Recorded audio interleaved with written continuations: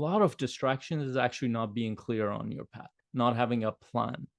And I look at distractions as viruses in your system. The tighter your system is, think of like a place where viruses cannot get in. Think of like a CDC center with, I know it's a bad analogy, but CDC center where no viruses can get in, even though they have gotten viruses in there. But let's imagine the ideal version of that. But your system and plan and vision is the thing that keeps distractions away. That means, for example, your phone, turn off your notifications. That's part of your system. Help people, communicate to people that this is your work time. Let people know why it's important for you to do this. This is why even part of our planning process, there's vision, there's strategic goal setting, and there's communicating your vision. If you're not communicating the vision, those around you, they have no idea what the hell's going on. By the way, husbands are horrible at this process. They assume just because they're at work, people know what they're doing. Most people who are very professionally oriented are like that. They do their thing and they think that most people understand what they're doing. All it looks like is they just love their work.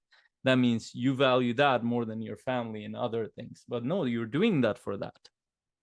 Most people don't understand that because you're not communicating that. So and this is the one of the biggest tragedies that I've seen in people, like somebody who's trying to focus on work for their family, for their community, but they constantly feel guilty that they're doing that.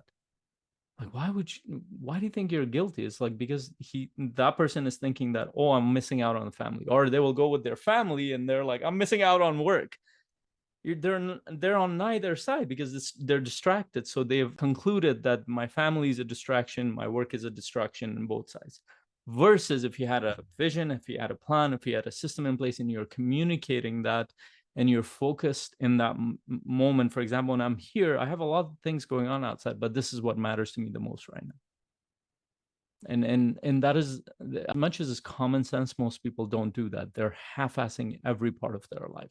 When they're with their family, all they're thinking about is the worries about finances, business, and all that stuff.